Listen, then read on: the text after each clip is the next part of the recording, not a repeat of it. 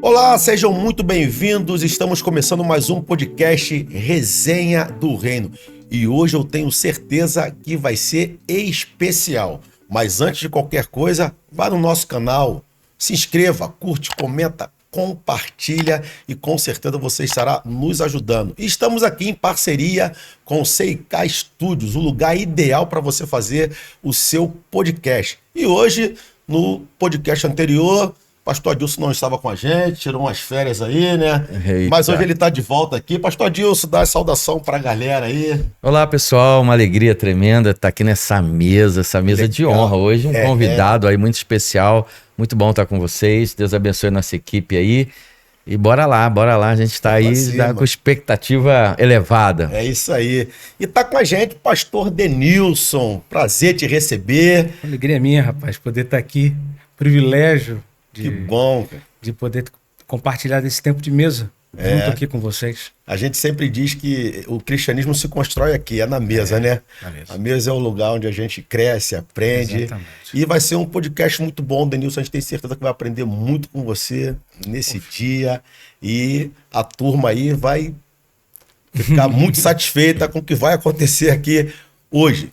E eu já quero começar te fazendo uma pergunta, porque eu sei que o Adilson gosta de jogar uma pimentinha, o Adilson gosta de fazer umas perguntas. Mas nossa conversa aqui é uma conversa informal, um bate-papo entre amigos. E, como diz, o tema é uma resenha, né? E a gente fala sobre o reino de Deus. E eu entendo que você, no sentido literal, vive no e para o reino de Deus. É alguém que viaja, que planta igrejas, que já esteve na Espanha, na Índia, em outros lugares, agora em Anagé, lá na Bahia. E eu queria que você começasse falando um pouco dessa sua trajetória no reino de Deus, algumas experiências, para a gente dar o pontapé inicial e depois a conversa ficar mais quente. Né? Pois então, eu tive o privilégio de nascer no lar evangélico. Legal. Então, quando eu nasci, meu pai... minha mãe eram convertidos. Quando meu pai nasceu, meu avô já era convertido. Minha mãe se converteu aos 8 anos de idade. Mas assim, eu posso dizer que Deus, ao longo da história, né, ele foi me preparando para servir ao reino. Amém.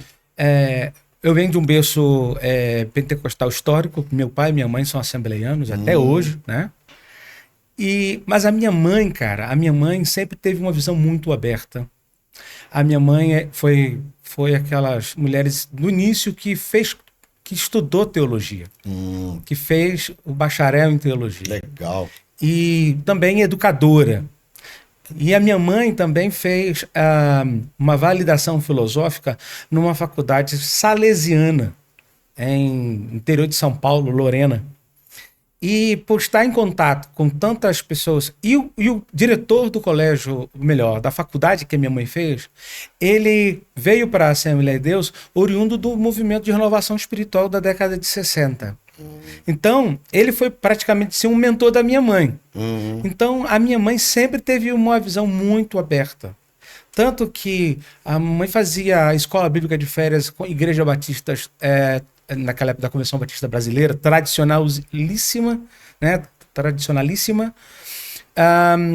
E minha mãe, assim, né, me deu essa visão aberta para o reino.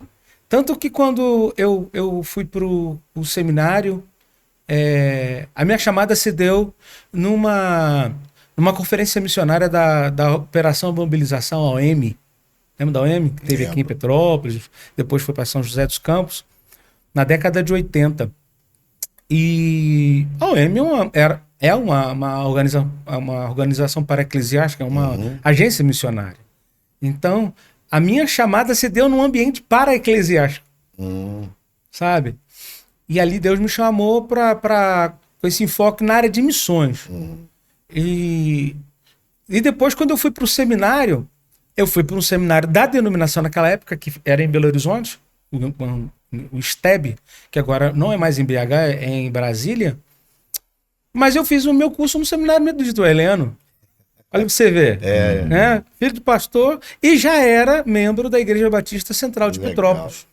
Então, ao longo desse tempo, a gente... a formação, eu acho que Deus já vinha me preparando para isso, né? Para lidar com isso aí. Quando eu fui para... servi como pastor na Igreja Batista Central durante muitos anos, como membro foram 30 anos de Batista Central. Meu Deus. Né? Como pastor, pelo menos 23 anos aí, né? Dentro desses 23 anos, eu servi como missionário 6 anos na Espanha, como você mesmo falou. E deu aula pra gente, inclusive, lá no Renove. No Renove. Teologia, né? Exatamente. Foi onde eu me especializei, né? Eu e minha esposa, Fernanda. Cadê Fernanda? Pelo amor de Deus. Fernanda, vamos falar isso de você aqui. Já é. Não chega nem em casa hoje, né? E eu comecei a minha história dizendo tudo essa questão do reino, mas e em vários lugares. Então Deus não só me preparou a nível de visão, mas de lugar também. Eu sou nascido em Nova Iguaçu. Morei 7 anos em Brasília, meu pai foi transferido para lá. Depois morei 1 ano no Piauí. E depois morei o resto, praticamente, dos anos antes aqui em Petrópolis. Foi em Petrópolis que eu construí a minha família, conheci minha esposa. Foi aqui que nós nos casamos. Foi aqui que eu apresentei o meu filho ao Senhor. Foi aqui que a igreja reconheceu o nosso ministério, fomos coordenados. Foi daqui que nós fomos enviados para o campo. Então a minha história toda foi construída, nesse contexto, né, de lugares, de vários lugares. Então eu penso que Deus estava me preparando para o reino, não só no aspecto teológico, não só no aspecto geográfico, mas também no aspecto cultural também. Porque a gente que é do Brasil, já andei o Brasil de norte a sul, leste a oeste, a gente sabe que existem vários Brasis dentro do Brasil. É verdade. A gente falava sobre isso na sexta, né? Assim como eu morei em Minas Gerais também. Antes. A cultura, o acesso, tudo acaba tendo que a gente quer aprender e se readaptar, né? Exatamente. É a parte transcultural, seria o transcultural, né? Você quer ver uma coisa? Eu quando fui morar a primeira vez em Belo Horizonte, eu me lembro que eu fui comprar presunto e queijo, e eu falei pro cara assim, você pode colocar para mim 250 gramas de queijo? Porque a gente que tá aqui, a gente não liga, o cara, 250 gramas... Não fez assim? Deu uma debochada. Né, tal. O meu filho fala para mim, meu filho tem 23 anos, mas quando nós fomos morar a primeira vez, que ele foi morar, nessa época ele tinha 8 anos, ele disse que ele sofreu mais bullying em Belo Horizonte do que na Espanha, onde eu tinha o maior medo que ele sofresse bullying. É mesmo? Porque na Espanha, é brasileiro, né? Não, o espanhol, sim, naturalmente ele é xenófobo. Ele tem dificuldade de lidar com o estranho. Sim, ele se dá até entre eles mesmos, né? O galego com o catalão, o basco então não dá com ninguém. Não tem nem muito contato. Entendeu? Então, dentro do Brasil, parece que a gente já estava sendo preparado para essa jornada para o reino. Eu vi uma vez uma pessoa até falar, né, que tudo que a gente vive hoje em relação até à família, dificuldade, tá tudo dentro da própria casa. Você vê que os discípulos de Jesus prepararam ele. Ele teve lá o Tomé, que está sempre duvidando, o próprio Judas, né? Até o Pedro. Então parece que a gente é treinado, preparado em ambientes, escolas, em a nossa criação, né? Eu percebo muito isso. Eu queria pegar um gancho, não sei se já posso aproveitar, mandar pelo menos um assim. Eu acho muito interessante, assim, você consegue identificar algumas pessoas dentro do seu chamado como um tema ou uma marca, né? Um tema ou uma marca. Se você falar assim, cura, né? Você vê o nome, o Benerim, né? Se você falar, de repente, um outro nome, basquetebol, né? A gente lembra de Michael Jordan. E também tem o tema, né? Porque o especialista, ele tem um tema da vida dele, né? Se eu tivesse que te perguntar assim, qual seria o tema da tua vida? Uma mensagem, em uma palavra, como que a gente pode, assim, identificar Denilson? Se a gente olhar para a parte, né, para o pastor, a gente vê uma teologia muito bem intrínseca nele, uma coisa bem formada. Você olha, né, olhava para alguns que passaram, você consegue identificar ele nessa área. Tem gente que é finança, né? Qual seria o tema que você pode dizer que Do Denilson. que acompanha você, que é onde você flui, que é o teu fluxo. E dentro do tema, né, para estreitar mais, assim, às vezes é o que a gente odeia, né? É o que a gente não admite de ver, aquilo te incomoda e aquilo passa a ser quase que ser consumido por uma paixão para virar essa realidade, essa situação. Então, é uma tarefa difícil, porque a gente é o conjunto de várias coisas, de várias influências na vida da gente, né? Se eu for dizer para você uma influência para mim no louvor e na adoração, eu tenho Asaf Borba. Eita. Porque foi a pessoa que na nossa geração, né, influenciou. Verdade. Influenciou em caráter, influenciou em musicalidade, influenciou em excelência. E se você for vasculhar a vida do cara nesses últimos 40 anos, 50 anos, você não vai encontrar nada que manche, né? Que manche, sabe? Verdade. Então, ele é o cara na adoração que me marcou. Muito, muito, muito. Poderia falar também do Ademar de Campos, mas o Asaf, para mim, é a maior referência para mim, né? Agora, ministerialmente, e eu vou dizer até como pessoa, né? Eu digo para você que a minha maior referência foi o pastor Dawson. Muito bom. Mas e você, dentro disso, dessas influências, falando de você hoje teria um tema, algo, uma marca, né? Você fala assim, bebida, é Coca-Cola, mas o que te identifica? Eu sei que tô te provocando aqui, Sim. né? Mas achei legal você pegar e até fazer essa pergunta de influenciadores, né? Eu falei assim, pessoas próximas a mim, né? Eu poderia falar agora os autores, e livros e outras coisas. Mas assim, eu me vejo como cuidado. Eu sou um pastor. Sou um pastor missionário. Assim é que eu me defino. Porque ao mesmo tempo que eu chego num lugar do nada, um lugar em que não tem nada ou que tem algo que precisa ser revitalizado, é ali que eu me encontro. Eu me vejo nessa pessoa de encorajamento. Gosto de encorajar as pessoas. Eu me vejo, não sei se eu te respondo, é isso mesmo. Eu me vejo um encorajador. É o tema que você dá para si mesmo. Né? Eu sou alguém que sempre estou encorajando. E o cara, para encorajar, ele tem que desenvolver não só a arte de trazer as palavras certas, mas também a gente tem que desenvolver muito a escuta ativa. Você vai encorajar o quê? A partir de quê? É igual você... Uma vez a gente dá a resposta para a pergunta que a pessoa está fazendo. Opa, mexi de novo no microfone. Você dá a resposta de uma pergunta que alguém não fez. Né? Então, então, para você poder ser essa pessoa que encoraja, primeiro você precisa ouvir. Ter uma escuta ativa, né? Para poder trazer e para poder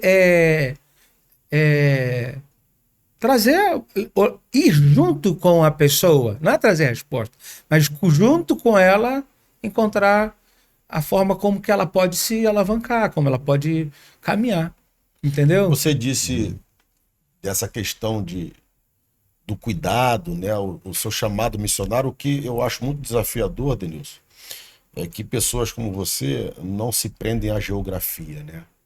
Porque veja que o ser humano é o mesmo. Na Índia, na Espanha, o que muda é a cultura. Né? Eu sou orientado por pessoas. Muda a cultura. Um negócio aqui. E você não está preso a essa cultura, porque você entende que o lugar em que você está é Cristo. E para onde Cristo te leva, ele te usa naquela cultura. Exatamente. E isso é maravilhoso. Isso levar Cristo àquele lugar, cara. Você entendeu? E deixar. Certa vez eu li um livro, acho que foi não sei se foi o Totem da Paz, me fugiu aqui a memória, que contava a história de um missionário que foi desenvolver um trabalho na região de Papua Nova Guiné. E ele chegou lá e ele começou a se envolver com a comunidade e tal, e contar a história do evangelho, contar sobre Jesus. E aí, em determinado momento, um dos líderes da tribo, daquela tribo falou assim: ah, ele já esteve aqui? Jesus? Sim, nós conhecemos. A gente sabe quem é Jesus? Ele esteve aqui, ele comia com a gente, ele pescava com a gente, ele quando a gente estava doente, ele cuidava da gente. Aí ele foi se tocar que o Jesus que ele estava falando era um missionário que havia estado naquela tribo. Dada a influência que aquele cara deu. Então, a gente levar o reino, levar a pessoa... Então, ou seja, não é a vida de Cristo que a gente quer levar. É verdade. Então, a minha orientação realmente você tocou no ponto certo. Não é questão, não é o lugar. Exato. Eu amo alguns lugares que eu já passei, amo. Se você falar para mim assim, Denilson, se você quisesse voltar a morar em algum lugar que você já morou, algum lugar que você já morou, por exemplo, né? Eu teria vontade de voltar a morar na Espanha. Eu demorei muito tempo a voltar ao Brasil da Espanha. Ficou quanto tempo na Espanha? 6 anos. Mas quando eu digo isso, eu digo baseado naquela história que um cara da Amazônia foi para Nova York e falou assim, foi participar de um evento lá nas Nações Unidas, e ele falou... E depois ele ficou morando lá. Aí ele falou assim, foram 8 horas de viagem, mas eu demorei 2 anos para chegar nos Estados Unidos. Porque a minha alma ainda estava lá, na Amazônia. Então, quando eu voltei ao Brasil, da Espanha, eu voltei em 2017, mas eu cheguei no Brasil mesmo em fevereiro de 2018. Ainda ficou presa à geografia, né? O lugar. Não só a geografia, mas as pessoas que também estavam lá. Criou vínculos, né? Os vínculos. Tanto que eu fiz para eu não me desvincular? Eu me matriculei logo na licenciatura de português e espanhol na universidade e fiz uma licenciatura. Porque está perto do idioma. Entendi. Se preenchia esse vazio, né? Sim. Sim. Já dá uma... Que a língua, a gente aprende em linguística que a língua não é só... ela é a alma do povo, cara. A identidade de um povo, É a identidade do povo. Quando perde a língua, perde a identidade. Cara. Lá onde eu morava, tinham 2 idiomas. Era o espanhol e o galego. E o galego, dentro do tronco linguístico, ele vem do latim e o português vem do galego. Então a gente brincava que o galego é um português mal falado. Então, como eu queria aprender o espanhol, o que eu falava? Eu falei assim, não, eu não vou aprender o galego, porque senão eu vou deixar de falar o português corretamente e vou falar mal e não vou conseguir aprender o espanhol. E aí, eu me lembro que tinha uma senhora que eu discipulei, ela foi batizada, ela era galega. E ela morou muitos anos na Alemanha. Os pais foram... Não, na França. E quando os pais voltaram para a Galícia, ela não falava espanhol, falava galego. E aí ela falava assim, pastor, falava em galego comigo, como é que eu vou fazer o discipulado? Tranquilo, eu falo espanhol e você me responde em galego. E você lê em galego e fala em galego. Então, pro galego, era fantástico dizer para ele, fala em galego. Até porque você entenderia tranquilamente. Tranquilo, entendeu? Tranquilo que eu entenderia. Então, assim, então, a língua, quando eu voltei ao Brasil, era como eu carregasse uma parte da alma aqui dentro, entendeu? Então, e até hoje. Aí eu segui aqui no Brasil, quando eu voltei ao Brasil em 2017, no ano de 2019, um pouco antes da pandemia, a junta do qual eu trabalhei, que a nossa igreja me enviou junto com essa junta, me pediu assim, Denilson, você não poderia fazer um treinamento de discipulado do DNA você sabe, e depois você poderia falar um pouco também, para obreiros da América Latina e do Caribe? Eu falei, posso, pelo Zoom, né? Tava todo mundo online, fiz. E eu me conectei com o pessoal da República Dominicana. Eu nunca fui à República Dominicana. Mas eu tenho um vínculo tão forte. Eu já tenho 2 anos que eu... 2 anos que eu fiz eu fiquei 2 anos com eles fazendo treinamento. Toda sexta-feira, o Zoom a gente fazia treinamento.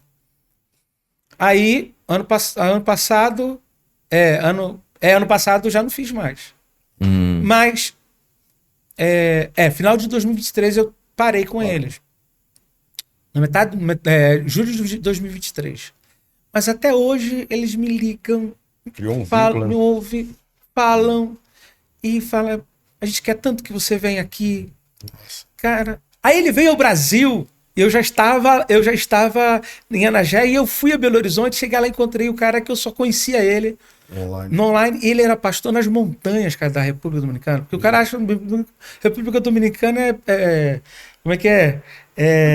Aquela cidade famosa que tem lá, Punta Cana. O cara acha que é Punta Cana, que ele tá lá, né? No resort. Santo Domingo, né? Tá, não, ele mora lá em cima na montanha, tal, lugar fechado, tal. E hoje a igreja cresceu de uma forma exponencial. Meu Deus. E ele fala assim, ele me chama Denilson, que até o nome da gente muda, né? Denilson, como sou agradecido a você. Como, cara. Aí começa a contar do que Deus está fazendo. E aquela coisa assim, caraca, a língua me fez, claro, que o evangelho, né? Sim, sim. Mas me deu essa oportunidade. A ferramenta, né? De um lugar que eu nunca pisei geograficamente. Isso é fantástico. Você acessou. Na verdade, a mídia, né? A gente está aqui, o alcance mudou, a comunicação, o avanço, há muita coisa que. Da pandemia para cá, isso mudou muito, né? Eu queria colocar duas perguntas, assim, você vê a ordem, né? Uma delas a gente sabe, assim, que a gente é pastor e a gente pode enfrentar problemas, né? Um burnout. E isso, às vezes, a gente até oculta, né? Aquela situação, né? E aí eu queria que você explorasse isso. E assim, eu sei que você trabalha aí a célula, né? É o DNA. E aí a minha pergunta é, quando esse acesso e essa evangelização junto com consolidar, treinar e discipular, como se dá esse primeiro contato? Porque às vezes a gente tem aquela ideia, né? Que você evangelizar, você já sai pregando e não consegue bater o papo, conversar, acessar. Então eu queria saber essa ferramenta e esse lado de saúde, do emocional, né? Porque você mudou, transcultural. Como é que foi a adaptação da esposa, do teu filho, né? Boa. Então, assim, a gente tem hora que a gente tem um ministério, mas a gente tem que olhar para dentro da nossa casa, né? É a diferença entre o fruto e o resultado. Noé não botou muita gente na arca, mas ele chegou com a família. Então, às vezes, o fruto que ele deu foi suficiente para multiplicar o que depois viria de repovoar. Mas a gente olhando na perspectiva de fruto, né? A gente pode estar tendo uma visão de resultados, de crescimento, de célula multiplicando, de igreja crescendo, e olhar essa numeração, e a casa tá de cabeça para baixo, a saúde emocional da esposa tá abalado, a finança da gente, né? E aí uma situação... Tô esticando aqui pra caramba. Não. Pode brigar comigo. Ninguém vai brigar comigo. Manda ver aí. Eu queria uma briga aí. Eu penso que os dois termos daria 2 podcasts. Resumidamente. Saúde emocional e essa questão ministerial daria 2 podcasts. Acoplando aí a família, né? Então vamos ligar os dois aí. Tá, né? então vamos começar pelo primeiro, que eu acho que é a saúde emocional. Então, eu venho do contexto que minha mãe sofreu com depressão, isso tô falando na década de 70. Eita. Na década em que Não se ouvia falar disso. Não se ouvia falar. Naquela época o pessoal falava assim, é uma estafa muito grande. E dentro do contexto evangélico, não se passava nem pela ideia... Assim, E um cristão ter isso. Cristão ter isso. Espiritualizavam tudo também. Exatamente. Né? Tudo era espiritual, né? Tem que Era repreender, exatamente. né? Tem que repreender o E infelizmente, Adilson, tem que fazer uns ainda graças a Deus, por causa das novas tecnologias, das informações e tudo, isso mudou Você bastante. psicólogo? É psicólogo hoje? Não sou. Nem não sou, psicanalista? Não. Eu fiz um curso de aconselhamento lá na Espanha, uma especialização, mas eu não concluí-la por razões de saúde dentro de casa da minha esposa, da Fernanda. Mas nós fechamos quase que o treinamento todo de aconselhamento, né? Aconselhamento cristão. Que envolve essa área de escuta, né? Mas não é uma escuta clínica, é uma escuta pastoral, que trabalha com essa visão multidisciplinar, né? De estar com vários outros profissionais juntos. Mas então, a primeira dificuldade que eu vejo foi, vendo dentro do contexto família da minha casa, a dificuldade que a minha mãe sofreu e que a gente só veio descobrir disso, cara, há 10 anos atrás ou 15 anos no máximo. Sabe? Que a gente ouviu. Eu me lembro da minha mãe, que minha mãe ia num médico judeu, alemão judeu, lá, lá em Nova Iguaçu. Kohl, era famoso naquela época lá, que ele dava medicação, tal. Mas não tinha nada assim. Não tinha esse auxílio, essa ferramenta da terapia, não tinha nada disso. Até porque eu acho que nessa época também você via poucos psicanalistas e psicólogos, era mais psiquiatra que tratava E quando falava psiquiatra, já pensava em doido. O cara é doido. Já receitava o tarja preta. Exatamente. Então vamos lá. Então, eu vivi nesse ambiente e certamente eu fui afetado por isso. Com certeza. Você entendeu? Eu digo que eu sou um órfão de pais vivos. Porque a minha mãe não esteve comigo por causa dos grandes ciclos dela de depressão. Você entendeu? Minha mãe é muito crente. Minha mãe que me evangelizou, minha mãe que me levou a Jesus. Estou muito agradecido dela. Foi minha mãe que me deu a minha formação que eu tenho hoje. Mas essa questão de pai, no caso espiritual, foi o Dalso? Foi Dalso. Foi Dalso. Foi Dalso. E ele é bom que ele é disciplinador, né? Era. O amor está na correção, né? Foi. E me ensinou a fazer. Isso. E ele me ensinou a fazer. Se alguém me vê hoje batizando, vai ver o pastor Dalso batizando. Você até quando fala assim, meio parecido com ele, a gente identifica. Eu cansei de entrar dentro da Caixa Federal ali, quando a igreja tinha conta ali, eu recebia ali, aí chegava lá, o cara da Caixa falava assim, teu pai acabou de sair. Sério, eu falava, tá. Aí, muitos anos eu ia na reunião da Ordem de Pastores Batistas lá no Rio de Janeiro, e aí teu pai, tá bem? Tá bem. E o cara me perguntava sempre, tá bem, até o dia que o cara falou assim... Não é o Paulo Timóteo? Aí eu falei, não, cara, pastor Dalso não é meu pai, não. Mas você parece mais do que o Paulo Timóteo. Eu falei assim, não, tal. E assim... E você entrosou bem ali, né? Eu frequentei ali um tempo ali, ia lá, via que aconteceu? Eu até hoje, eu me sinto da família. Você entendeu? Eu me sinto Paulo como meu irmão. Entendeu? Embora a gente não esteja mais no mesmo ministério, mas a gente tem um carinho, tem um respeito muito grande um pelo outro. Tomei um café com ele, com esses dias que eu estou aqui em Petrópolis, conversamos e temos essa... E ele é um médico, né? Um médico... Exatamente. No ministério. No ministério. Mas aí, vamos voltar à questão da saúde emocional. Até eu ir para o campo, eu nunca tinha parado para entender ou para ver algumas coisas que eu já tinha que não estavam... que estavam ali. Na realidade, quando você vai para o campo missionário, quando eu falo no ambiente transcultural, principalmente transcultural, você é exposto a um tipo de reagente ou melhor, você fica num ambiente que funciona como um reagente que expõe coisas que estão em você. Que você se fala assim, eu não sou essa pessoa.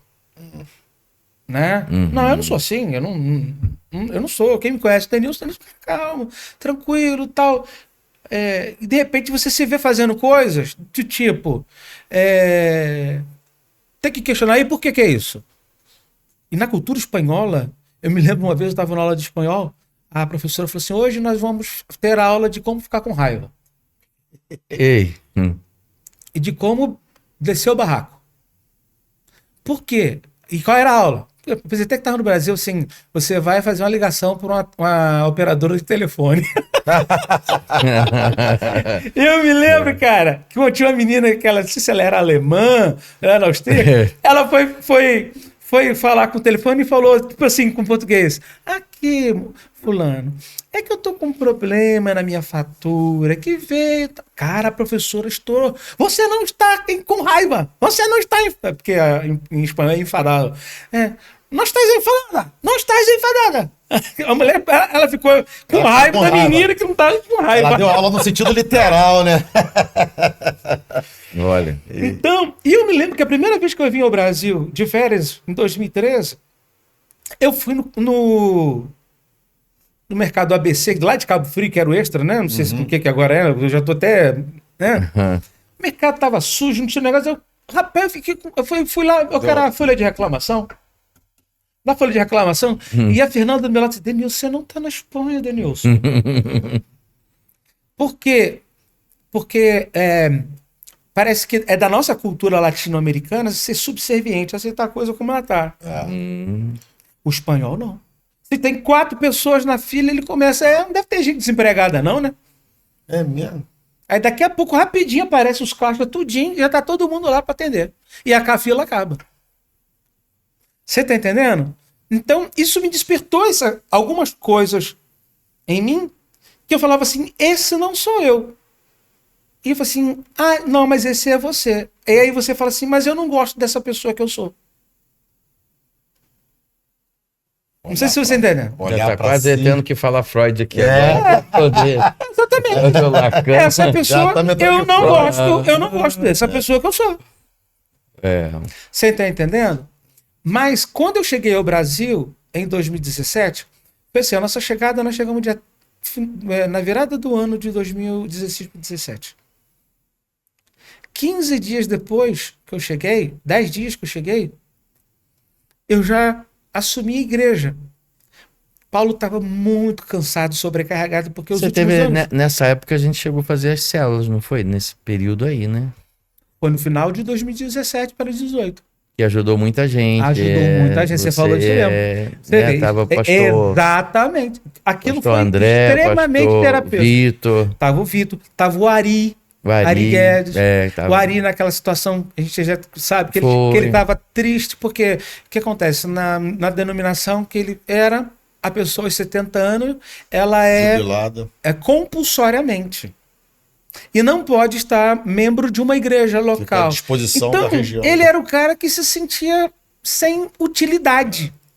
E com muita lenha para gastar. Dedicou anos e anos. Né? E a gente falava, não, Ari. Lembra que a gente falava com ele? Ele falava assim, não, Ari, você tem lenha chegou aí e pegou o Comemp lá. Aí a gente, e naquela época o Comemp tava passando por uma crise. Eu falei, Ari, por que você não assume o Comemp, cara? Não, gente, não sei o que e tal. E a gente, não, rapaz. E aquilo deu um gás nele, né? Aí ele começou já a falar, eu tô com um problema. Aí a gente já ria. Você tá entendendo? Então, assim, cara, e pra quem não sabe da história, e a gente tá aqui pra contar a história porque a gente viveu, cara, a gestão do Deus foi...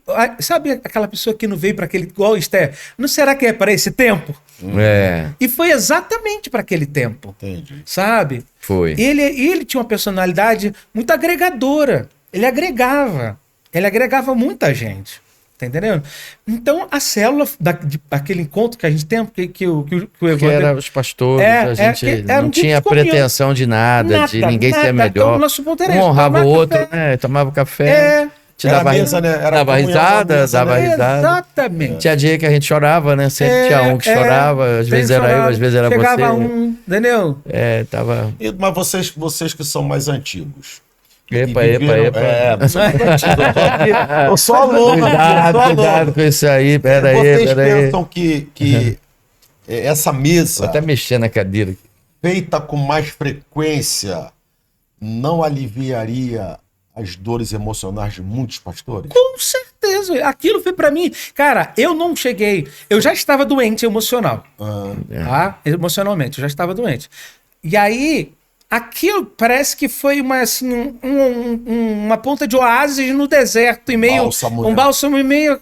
Quando foi no ano de 2018, a gente já estava mais junto mesmo, fazendo tal. Foi quando eu fui procurar ajuda médica. Aí você vê como que é o preconceito, como é que é o tabu. Eu tinha vergonha. Porque foi o seguinte, um dia eu fui para academia, eu morava ali na Marechal Deodoro, desci a rua, e à esquerda ali, para a padaria que tem na Sul-América ali, né? Tinha academia, eu ia ali, eu voltava. Teve um dia que eu voltei da academia e eu parei na esquina ali e fiquei assim. O que eu tenho que fazer mesmo? Gente. E eu fiquei assim. E me veio uma tristeza. Um abatimento, né?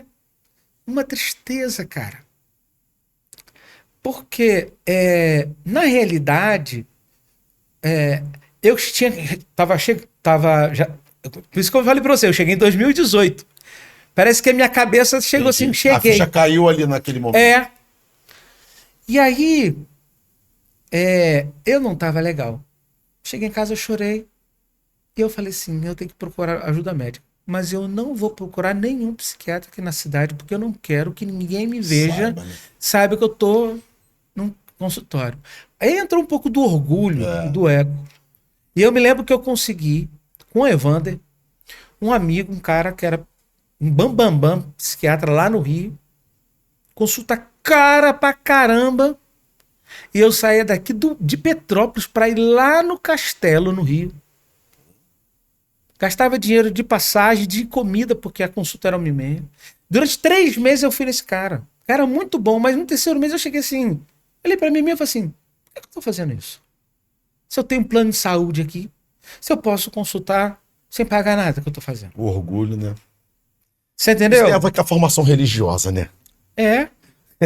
Você tá entendendo? E aí, cara, foi quando eu falei, então, eu vou botar minha cara. Tá? Aí eu fui buscar ajuda terapêutica. Quem me ajudou muito aqui, eu não posso deixar de agradecer, foi a Cláudia Midon.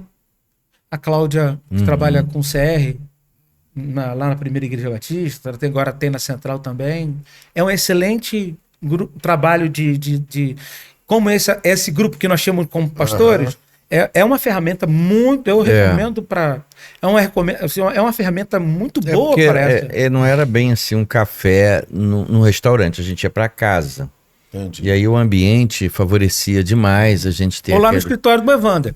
Ou no escritório. Não, tu vê o nosso café. Ou a gente aqui, um exemplo, um lugar que você... O nosso café... Já ajuda bem. Ajuda, eu às vezes brinco, eu faço questão da gente estar junto nas sextas-feiras. Cara, isso é terapêutico, isso é fantástico. É porque você vai compartilhar com quem, né? A gente, né? Exatamente. Se falar, o pessoal, meu Deus... Coitado do meu pastor, eu vou ter que ir embora daqui, ele tá pior do que eu. Eu costumo falar, antes de ser pastor, a gente é gente, né? Então, assim, a gente vive os processos da vida, passa pelos processos da vida. A questão é essa formação religiosa, nós aprendemos lá atrás, pastor não pode passar por isso, pastor não pode enfrentar isso, pastor não pode mostrar que está vivendo isso. A gente vai olhar para a Bíblia, a gente vai ver que Elias viveu um momento de crise, meu irmão. A questão é que a gente cria um estereótipo de que a gente não pode demonstrar a nossa vulnerabilidade. Exato. Você entendeu? É verdade que a sociedade hoje não quer pessoa fraca. Exato. Não é só a igreja. A sociedade em geral, ela não quer pessoas fracas. Você entendeu? Ela não quer. Entendeu? Mas, assim, foram passos, etapas. Então a célula foi um momento que me ajudou. Aí entrou a questão clínica, tá? Quando eu fui para em 2022 nós fomos para Belo Horizonte, não, 2021 que nós fomos morar, que eu fui convidado pela junta para ir trabalhar lá na junta, e aí eu fui para lá. Já tava a pandemia, um pouco tava saindo, né? Não, tava saindo. Saindo da pandemia. 2020 eu já tava saindo. Tava saindo. Já tava liberado os cultos. Inclusive, eu participei da elaboração dos protocolos dos cultos. Lembra disso? Lembro. E o Vitor e o Ari fomos que redigimos todo aquele negócio. Liberação do... Exatamente, tivemos reunião com a prefeitura, com o MP. Então tem uma relevância, um conselho de pastores, né? Ele acaba tendo uma voz. Naquela época, né? o secretário não tinha, e eu assumi esse papel de secretário ad hoc. Né? E eu que fiz a redação do documento, junto, com várias mãos, né? Com a orientação. O Gerson também, o pastor Gerson ajudou muito. Me lembro. Porque o Gerson, ele tem formação na direito constitucional. Ele é fera nessa área. Muito bom. E naquela época o Vitor também estava também muito. E trabalho com a Ari, e eu fiz parte dessa equipe que elaboramos isso aí. Então a gente viu essa época aí. Mas depois que fui para Belo Horizonte, que eu cheguei na junta, e que a junta foi me avaliar 2 anos, olha só, já estava quase 3 anos. Agora a junta foi me avaliar e falou assim, cara, você precisa de tratamento. E já era central lá? Quando eu cheguei lá, já fui para Central. Foi para Central. Central, para quem não sabe, né? Central de Luxemburgo. Luxemburgo. Pastor Paulo Mazon. Na realidade, eu só me lembrei na Central em 2022. Porque até janeiro de 2022, eu ainda era membro da Central. Daqui de Petrópolis. Tá? Quem fala Central, né, gente? Central, da Batista Central de Petrópolis. Ela que te dava esse apoio, esse suporte? Não. Eu já tinha me desvinculado como pastor, só estava como membro da igreja. E também porque eu também fui pastor interino do Alto Independência. Fui pastor de lá. E fiz a transição. Quero mandar aqui um abraço para o pastor Sidraque, né? Um amigão, uma pessoa de Deus, né? Que Deus levantou ali naquela comunidade. E eu fiz a transição para o Sidraque. E até o final do ano eu ainda tinha para mudar o ano fiscal, eu ainda assinava os documentos, né? Então, por isso que eu só fiquei até final de 2022, aí eu me desvinculei da Batista Central, do Alto Dependência também, e fui membrar na Igreja Batista Central de Belo Horizonte, que é a Central Luxemburgo, né? Que eu fui. Hoje são várias unidades, né? A só a Central Luxemburgo hoje deve ter em torno de 9.000 membros. A Central Contagem deve ter uns 2.000 membros. A Central Boulevard está caminhando para isso também. E tem várias unidades. Pampulha é uma central grande, tem 1.500 pessoas. O foco deles é 100 mil, né? É isso. O nosso alvo é chegar a 100 mil, né? Pessoas, alcançar pessoas, né? Atualmente, todas as centrais devem ter em torno de uns 30 mil. Mas eu não fui para lá com pretensão para a central. Agora estou entrando para mostrando um pouco da igreja, né? Mas falando da saúde emocional, quando eu cheguei em Belo Horizonte, foi quando eu fui encaminhado para um centro de reabilitação. É mesmo? Fiquei 20 dias em Anápolis, no Oásis. Não chama assim, Oásis. É um centro para reabilitação de pastores, missionários. No Goiás. Eles trabalham com essa ênfase, né? Um trabalho incrível de multiprofissionais. Então você tem psicólogo, você tem conselheiro, você tem a atividade esportiva, física. Você foi com a Fernanda? Fui eu e Fernanda. Só eu. Eu arrependi de não ter levado o Daniel, mas naquela época o Daniel estava no processo de entrada para a faculdade. Mas você foi a igreja que te enviou para lá? Não, foi a junta que me enviou. A junta de missões. A junta de missões que me enviou. Quem entendeu que você precisava. Foi eles que pagaram. Entendi. E não foi barato, não. E você já estava há quantos anos no ministério sem olhar para si, sem entender que precisava parar para se refazer? Mais de 22 anos. Só? Só. Ou seja, entrou num ritmo do automático e faz por fazer. Aí chega uma hora que vai sangrar, não tem jeito, né? Então chega assim, e aí chega um momento, é quase que não sei, posso estar cunhando aqui um novo termo, mas é uma espiritualidade irracional. É um ativismo. Você entendeu? Alguém já disse com propriedade que mente vazia é a oficina do diabo. E mente extenuada é a usina de Satanás. Essa segunda parte eu nem tinha reparado. Eu costumo dizer, baseado no que você... Eu sei quem disse, mas não vou falar, porque se eu falar, o cara vai falar, não vou mais ouvir isso não. Mas eu vou falar, quem falou isso foi Caio Fábio, e quando ele estava sóbrio. Desculpa, tá? Mas é fera de teologia. Mas eu concordo com ele nessa pé. Fera de teologia. Mente extenuada é a oficina de Satanás. Por quê? Usina de Satanás. Porque qual é o sentido da palavra usina? Eu pego de uma coisa que já existe, eu reciclo, transformo ela em algo contra você. Igual a doença autoimune. É verdade. Eu costumo dizer verdade. que o caso que você viveu, e aí eu até já falei isso na igreja, a gente tem que tomar o cuidado para não se tornar vazio demais com uma vida muito ocupada. Desse jeito. E aí você acabou se tornando vazio, cheio de ocupação. E lá eu fui doente, e lá eu fui diagnosticado com burnout. Eu e minha Fernanda com síndrome. Eu num caso mais grave. E o seu filho nesse meio todo? Então, o Daniel, até então, ele estava bem.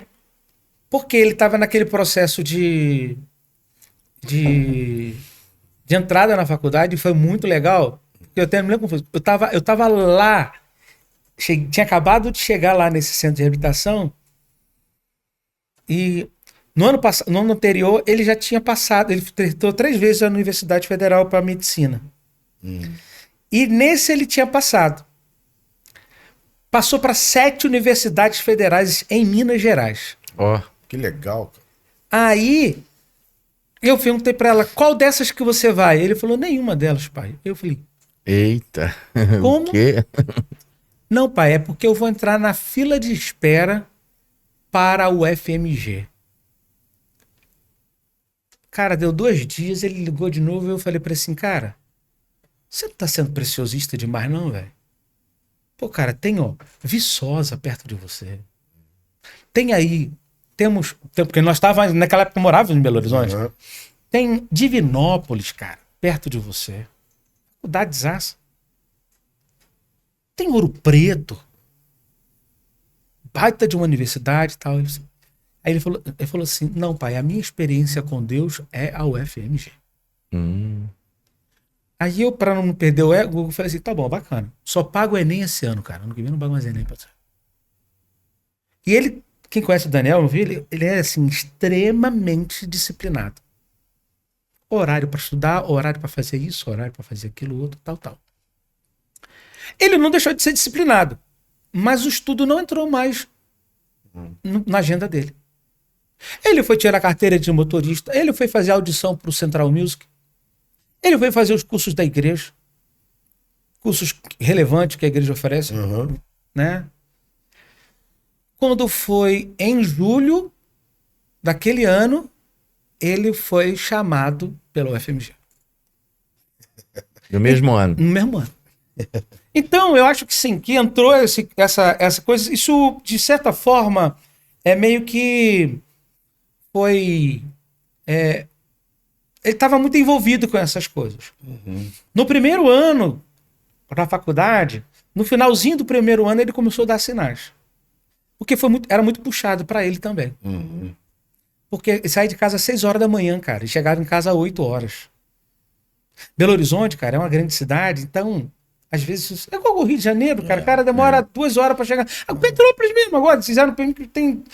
Demora 1 hora pra chegar da Mosela ao centro, cara.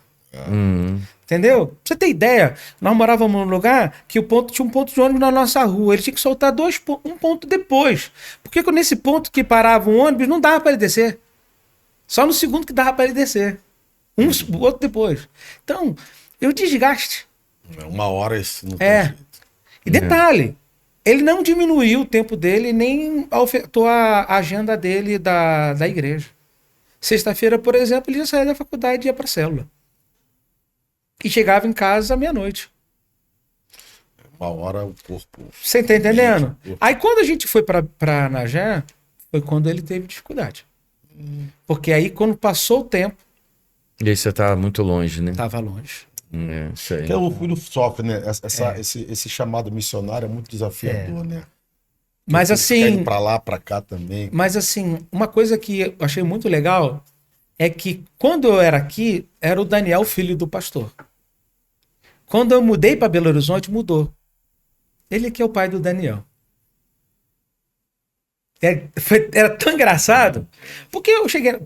Isso é bacana. Voltando que você falou da Central... Tira um pouco do peso, né?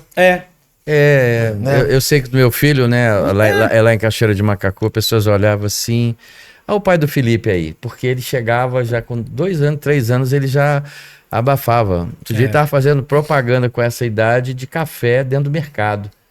Nós perdemos ele, pequenininho, tinha 4 anos. Falei, cadê o Felipe? Não tá contigo? Não tá contigo. Daqui a pouco escutei ele falando no café.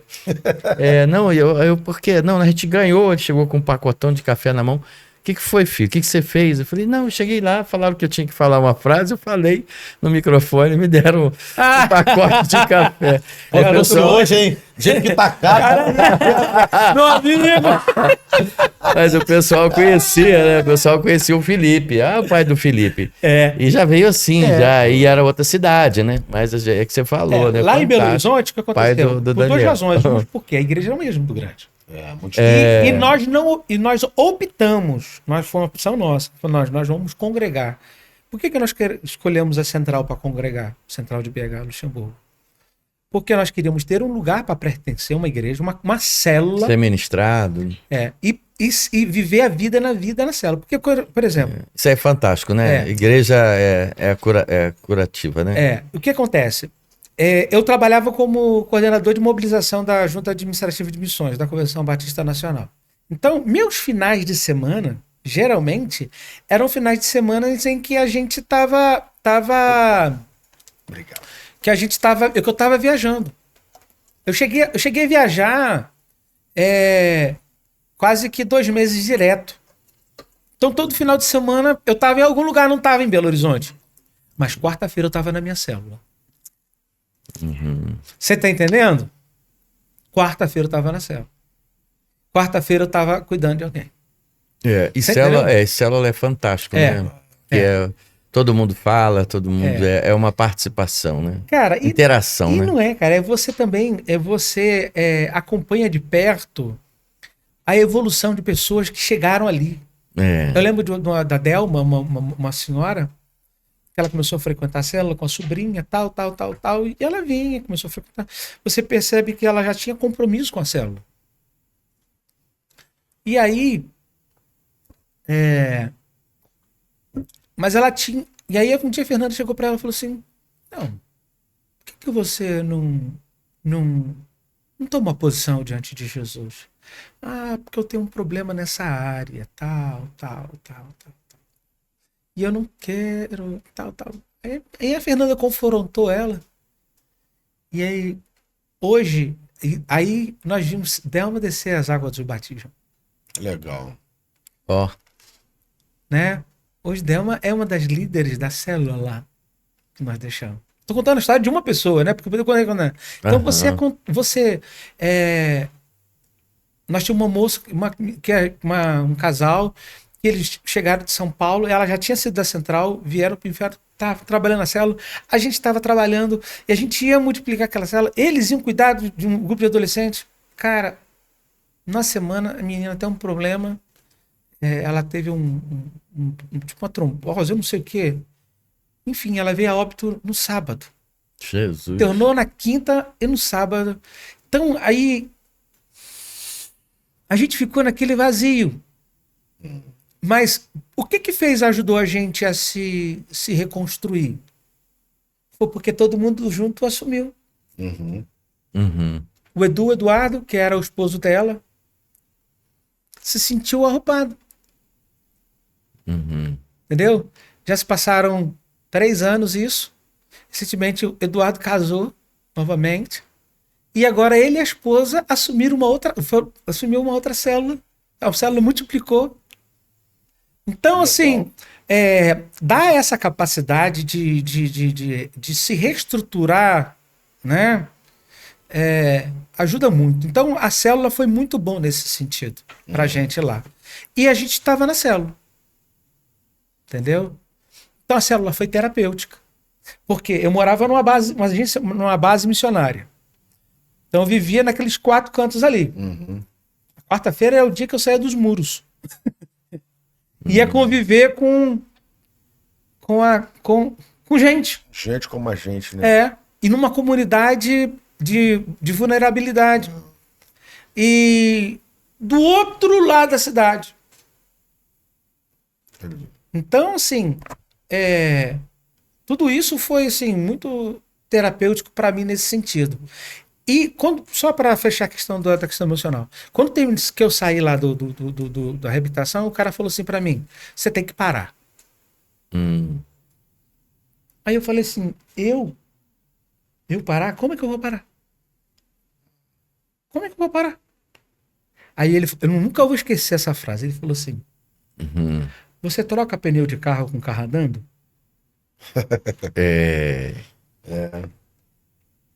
Não dá. Foi essa frase que ele usou.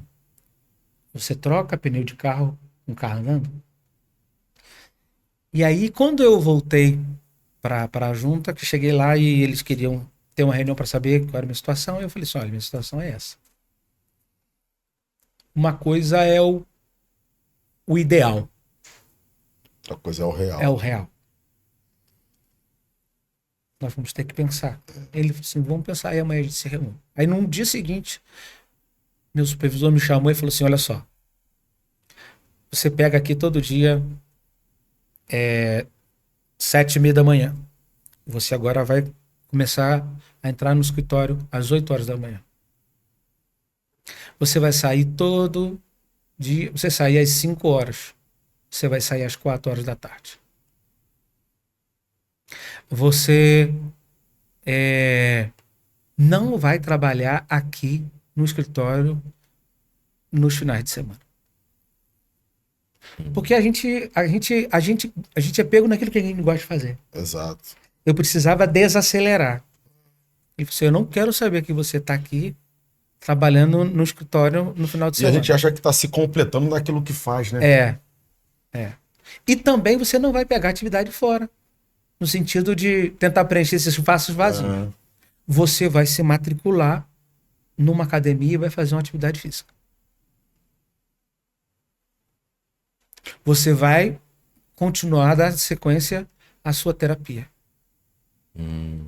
Então, e fazendo as suas consultas periódicas com o médico psiquiatra. Então, e Fernanda e Daniel foram também meus parceiros nesse processo. Sabe? E aí, hoje, eu sou um paciente em recuperação. O Subirá, né? O Luciano Subirá também, ele focou muito nessa área saúde, né? E isso realmente deu um up nele, né? Não sei se você já viu. Você vê que no mundo secular, o que você viveu, dificilmente aconteceria isso, né? Não. Você não serve, você é um produto descartável, só tem utilidade enquanto está somando e dando lucro pra gente. Você parou de dar lucro, a gente coloca outro no seu lugar e você segue a tua vida, o problema é teu, cada um com seu problema. É um mar de tubarões, né, cara? O mundo corporativo é um mar, assim, a gente, dependendo da área mesmo, é um mar de tubarões. É um mar vermelho, né? Onde você vai lidar nesse sentido. Infelizmente, William, isso tem entrado sutilmente dentro do nosso setor, do nosso meio, do nosso meio. Graças a Deus que Deus me deu a graça de ter sido acolhido, tratado, e a junta, nesse aspecto, cumpriu o papel dela de junta. E não são todas as juntas de agências que fazem isso também, não. Infelizmente não é assim, não. Tem que ver de resultados, né? E mesmo porque que acontece? Se você, que era o nosso caso, a gente vive de mantenedor. Se o cara não está tecnicamente produzindo, por que eu estou mantendo esse cara? Exato. Eu sei de ver isso. Eu trabalhei dentro do escritório de agência. Quando o missionário vinha para o Brasil tirar férias, o cara não mandava sustento porque ele não estava no campo. Ou seja, tem que ser uma máquina, né? Mas ele não está no campo. Meu irmão, ele não está no campo porque ele veio descansar para ele poder voltar para o campo. Ele precisa desse tempo. Você tá entendendo? Mas o olhar não é esse, né? Não. E é desafiador você tá assim, né? Me manda a foto dele do campo. Dele lá no campo. Ele falou assim, cara, ele não tá no campo, ele tá aqui. Se ele quiser, eu vou marcar a agenda para ele ir na sua igreja, para ele falar um pouco do seu trabalho. Que é uma outra coisa também, até que a gente orientava o missionário. Olha, separa a sua agenda para você, para sua família e uma para os seus mantenedores. Ele tinha que fazer isso em 2 meses. Pronto, eu tô aqui. Eu tirei 12 dias de férias para vir aqui ao Rio de Janeiro. Eu já vou embora quinta-feira. Eu não vi assim, pouquíssima gente eu consegui ver. Eu tive aquele café com você, mas tem amigos que eu preciso ver. E a correria, né? Não dá, né? É família, eu tenho família da minha esposa em Petrópolis, tem minha única irmã que mora aqui no Rio de Janeiro, mora em Teresópolis. Amanhã eu tô descendo pro Rio, vou ficar com meu pai, com a minha mãe. Meu pai tá com Alzheimer. Então eu tenho que dar atenção à minha família. Você tá entendendo? Então, é muito rápido. Então, se você não organizar o tempo, você acaba nem... Para mim, esse tempo aqui não tá sendo de descanso. Você tá entendendo? Eu vou ter talvez um tempo de descanso no segundo semestre. Que aí eu vou te focar para um dia para dar né? E o que meu terapeuta fala, Denilson, procura buscar durante o dia pelo menos 30 minutos para ficar na caixinha do nada. Não tem jeito, né? A gente, uma hora, a gente não... A Bíblia mostra isso. Eu tô lembrando aqui de um fato. Eu uma vez tinha uma reunião da liderança, né? antigo lugar onde eu estava. E aí aconteceu um problema muito grave, e no meio do caminho eu não pude ir, eu fui impossibilitado de ir. Aí eu liguei pro pastor, né? Aí o pastor falou assim, então faz o seguinte, tira uma foto E manda. e manda para provar que eu falei, não vou fazer isso não, irmão. Aham. Falei, para mim isso aí é o cúmulo do absurdo. Eu tenho que mandar uma foto para provar que, pelo amor de Deus, não estou prestando serviço para ninguém. Eu não estou numa empresa que eu tenho que mandar um atestado médico para provar que eu estou doente. Que é isso, cara? Que evangelho é esse? E eu acho que as pessoas vão se permitindo viver isso. Sim. E chega uma hora que você fica refém de um sistema e você é adoecido por esse sistema e faz pelo sistema e acha que o fazer te completa nesse sistema. E aí, cara, você já tá doente sem saber. Sim. Eu vi uma frase do Bispo JB falando do que é um apostólico. Que o apostólico é quando ele deixa de falar às pessoas e ele começa a falar ao sistema, no sentido de confrontar. Então ele entra nessa briga daquilo que tem por trás. É o caso de Pedro próprio falando com Jesus e já era o inimigo querendo tirar ele do propósito. Então Jesus fala ao sistema, ao próprio inimigo que está por trás. Então a gente vê isso, né, num apostólico que se levanta para a gente realmente estar, como diz o espanhol, insatisfeito com isso aí desse jeito. Não dá. Não. Né? Você tem que dar esse grito. Eu assim, tem uma pergunta só, a minha última aqui. Eu não te respondi, foi a questão da célula, do ganhar do processo. Mas né? assim, eu acho que já falou, não sei o tempo, né? Como é que tá aí? Já passou 3 minutos, mas a gente tem mais uns minutinhos pra gente concluir, tem erro não? Pode, vamos embora. Falar então da célula que é importante. Eu acho que é importante sim, porque o que acontece? Tá, então deixa a minha para a próxima vez. Não, pode perguntar. Pode perguntar. Depois ele corta aí. Faz os cortes aí. Deus, a questão da célula é o seguinte, eu estou envolvido com o movimento celular, envolvido com o movimento celular desde o ano 2000. Foi quando eu conheci o que a gente chamava de G5, que era o modelo do Ralph Neighbor, e que até hoje é conduzido pelo MIC, Ministério e Igrejas em Célula. Naquela mesma época surgiu o G12. Entendeu? Mas isso... Foi uma experiência da Colômbia, né? 2000. Ano 2000. Entendi se falar 2020. Não, 2000. Foi no ano ano 2000. Veio da Colômbia, né? Veio da Colômbia. Veio lá da Missão Carismática Internacional do pastor César Castellanos. E eu fui à Colômbia. Eu fui à Colômbia em 2005 e fui à Colômbia a Bogotá, né?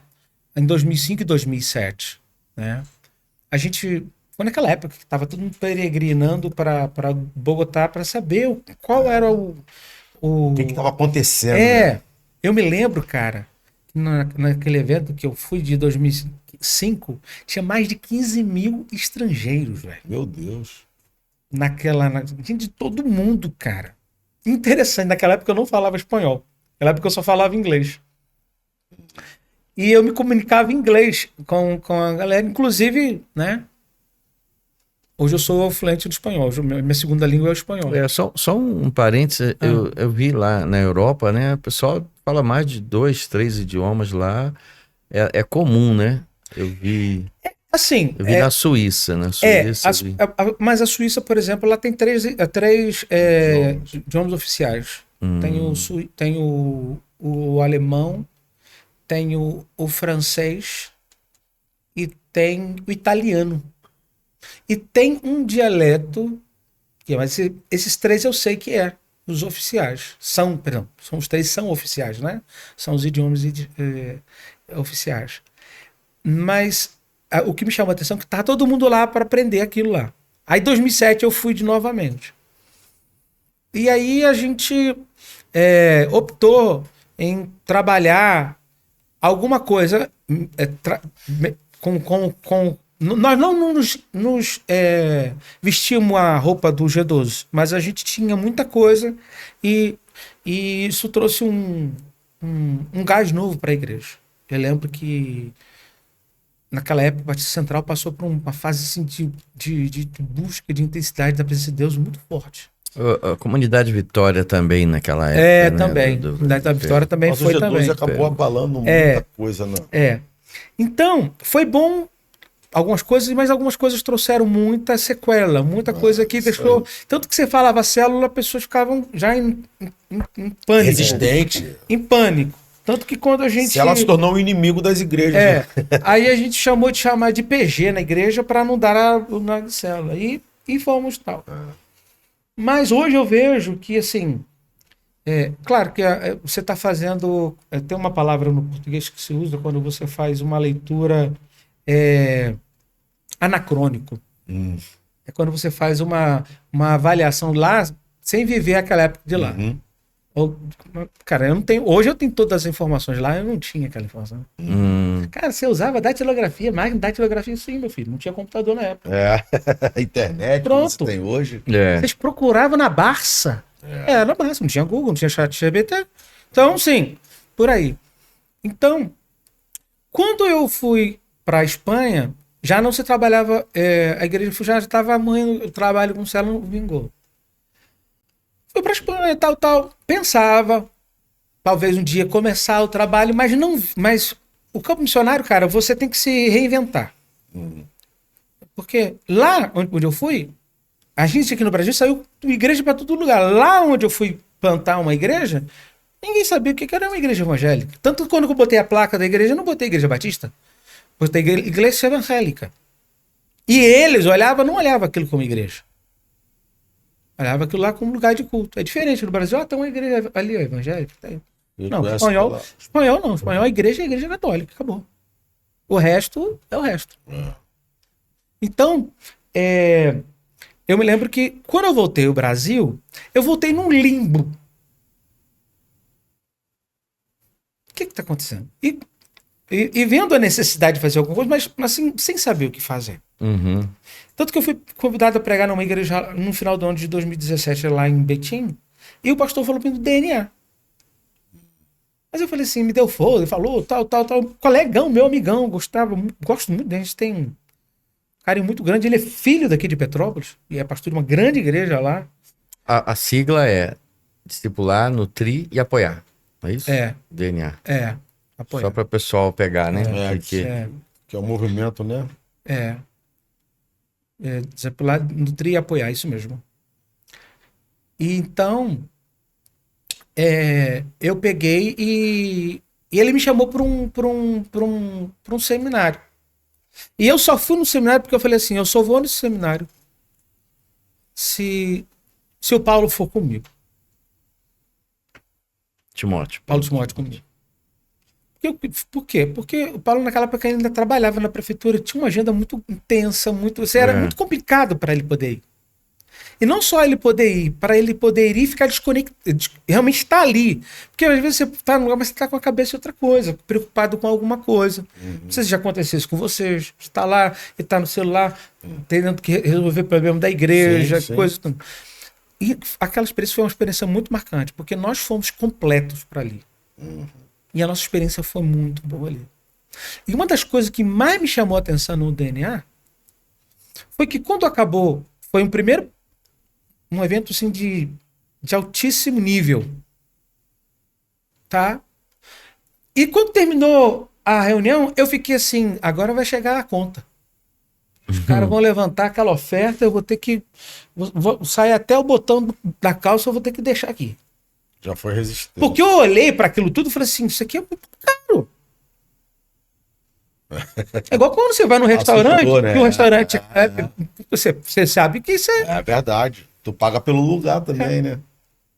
Cara, quando terminou o evento,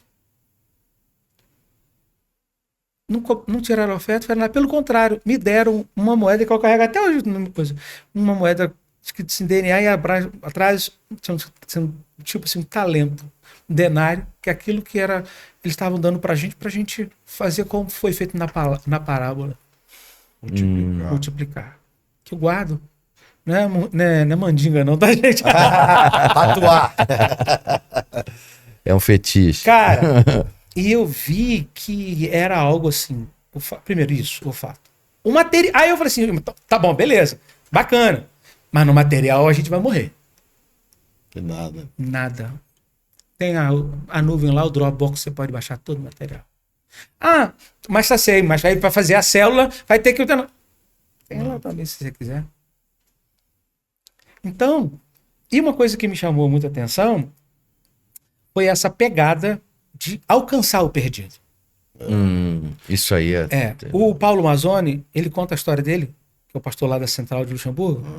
Ele era pastor de uma igreja de 300 membros em que ele estava pastoreando e nem ele estava aguentando ele mesmo. E ele estava numa fase dessa.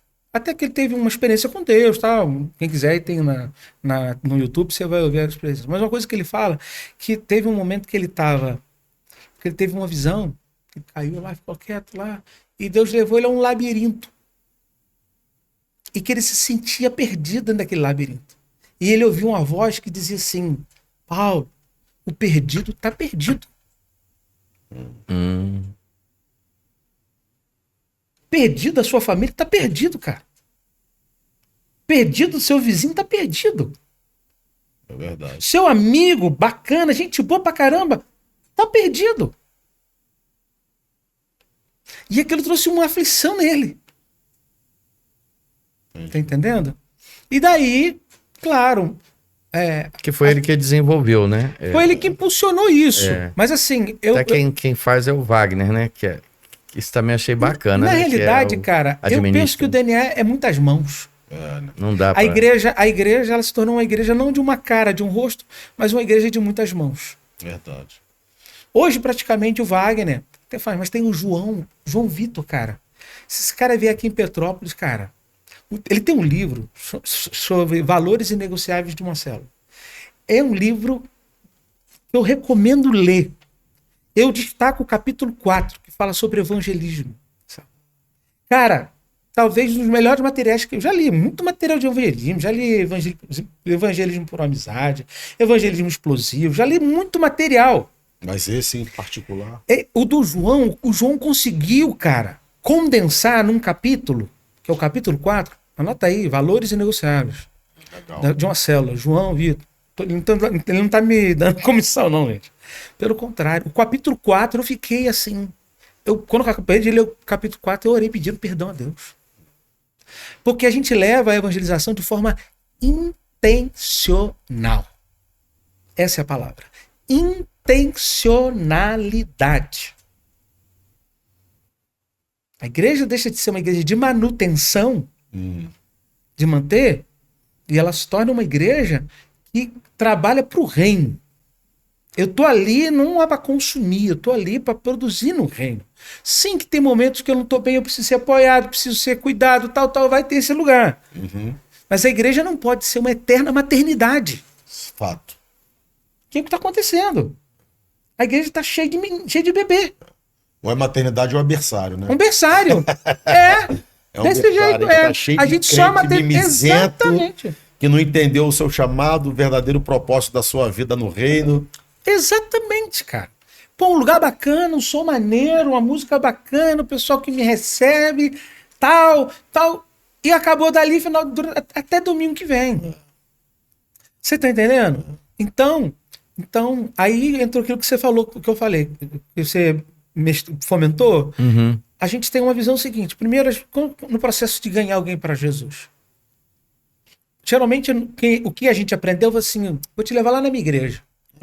Né? A gente fala? Que dia que tem culto lá na tua igreja? Quantos membros tem lá? Teu pastor, a tua igreja é de parede preta? Não gosto de igreja de parede preta, não. O cara já virou sibarita. Sibarita é a palavra do cara que degusta café lá na Espanha. A tua é preta, né? A minha também. A minha é preta. A tua igreja pede muito dinheiro. Tipo assim, é desse jeito, não é? É desse jeito. É verdade. Então, a gente... O tempo já estourou, cara. Meu Deus do céu. Não, pode seguir mais uns 10 minutinhos. A gente vai fazer uma pergunta. Manda ver. Vou fechar. E aí, o que acontece? A gente fica nessa do pastor e da igreja. Do pastor e da igreja. Em que fica o pastor e a igreja, o pastor... E quem é o teu pastor? Entendeu? E aí a gente aprende o seguinte.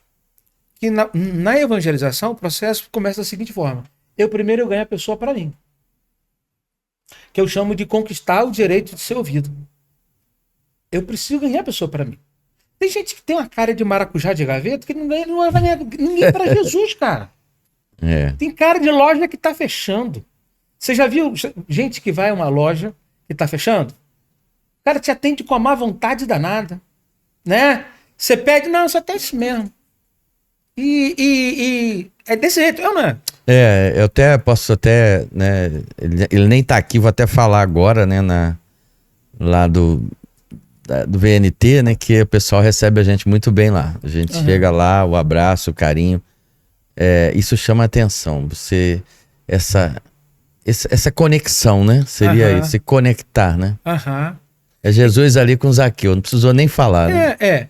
A segunda coisa que você tem essa pessoa, aí a gente coloca pra célula. Depois você ganha pra você ganha ela pra célula. Você convida ela para ir na sua casa ou no lugar onde é a sua célula, se é numa cafeteria, se é na casa de alguém, tal. O cara ganhou o cara pra célula. Na célula o cara vai participar da vida e comunhão, porque a célula não é grupo de comunhão, a célula não é grupo de apoio, a célula não é congregação, ponto de pregação e não é sala de oração. Mas tem tudo isso. A célula tem tudo isso. E aí, você, dentro da célula, o que vai acontecer? Você vai ganhar a pessoa para Jesus. Você ganhou a pessoa para Jesus, cara, você ganha ela para a igreja. Porque ganhando para Jesus, ela vai ter que passar pelo batismo. E o que é o batismo? O batismo é um testemunho público de fé de que o cara recebeu Jesus. E eu costumo dizer que igual é jogador de futebol quando entra na nova equipe, que ele veste a camisa e fala assim... Tudo. Né? Ou seja, ele se identifica com aquela comunidade. Verdade. Só que a gente quer fazer o seguinte, a gente quer ganhar o cara primeiro para a igreja. Depois, quem sabe. Né? Pra gente. Então, quando você... eu penso que quando você... Não estou falando de forma assim, tá. Mas você segue isso, certamente você fideliza, você consolida a fé de alguém. Eu costumo dizer lá na igreja, e a gente tem um processo lá, eu em particular, mas isso é muito pessoal também. Assim, eu não sou muito de fazer campanha. Porque eu acho que campanha fideliza a pessoa para conquistar aquilo e trabalha em prol daquilo, mas às vezes a vida continua a mesma coisa a despeito de ter ganhado aquilo. É desse jeito. Então, assim, eu costumo dizer o seguinte, a gente é de uma formação que a pessoa se converteu, vai para a classe de batismo. Aí faz um curso para se batizar. Aí no dia do batismo, a pessoa se batizou, aí faz aquela festa, vai ser apresentado lá na frente. Ela recebe um diploma e um envelope. Dentro do envelope vem o cartão de dízimo com o nome dela. Ou seja, agora você é sócio de um clube que se você não pagar a mensalidade, você pode sair. Eu não faço nada disso. Eu penso que o critério para ser batizado é crer no Senhor Jesus. Então lá na igreja a gente faz o seguinte, meu irmão, creu no Jesus, tá lá, a gente batiza. Depois a gente joga pro discipulado. Eu batizo primeiro, foi o que Felipe fez com o eunuco. Então assim, não tem esse negócio de quem dá curso é Senac. Igreja não é Senac, eu brinco até. Quem dá curso é Senac, eu não sou Senac. Então assim, a gente batiza. E a gente depois faz o que com essa pessoa? A gente tem que discipular. Porque o que eu vejo hoje em muitas igrejas, eu participei disso, é que a igreja faz o curso e depois do batismo a pessoa fica perdida na igreja, ela não sabe quem ela é, ela não encontrou o seu propósito de vida, ela não se achou nos seus dons e ministérios, e aí eu faço exatamente o contrário, entendeu? Então, vamos botar pimenta aí no fogo, dentro do que você falou, assim, a experiência minha, pessoal, com célula, eu tinha um casal que estava incompleto, e o camarada estava complicado, ele não queria igreja. E essa menina abriu uma célula na casa dela, e um dia ele fez questão de fazer uma surpresa. E aí, quando ele pediu para falar, ele falou, hoje eu estou decidindo a minha vida para Jesus, porque eu quero me batizar. E aí foi um chororô, porque então ele aparecia para deixá-la e depois para buscá-la, e de quando em vez ia no culto. Mas não tinha. Mas através da célula você conectou. E aí hoje ele já está em patamares maiores, ele já está crescendo, ele já está entendendo. Então você acompanha ele, e isso eu percebi. Tem um outro caso rápido aí, para não tomar tempo, mas eu vi um casal chegando, eu falei, Jesus, está muito complicado. Sabia que tinham várias questões para tratar, espiritual, emocional, de relacionamento. E aí uma célula foi e abraçou ele. Ele já entrou pela porta da igreja, né? E um batizou. E aí lá, na verdade, eles casaram, porque não eram casados, a gente batizou e aí aquela situação foi resolvida. Aí teria que agendar, ver meu tempo, tratar. Então tudo ali se tratou com aquele grupo que estava ali. A importância da célula, né? Agora, eu também não vou esconder também os problemas. Porque Verdade. isso também eu acho que é muito importante. Bom, né? bom falar, pontuar. É bom. E que às vezes a gente vende um case de sucesso, mas não fala das Só fala do bom. Os contrapontos aí, né?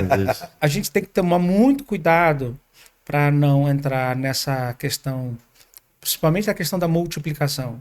Multiplicar porque tem que multiplicar, né?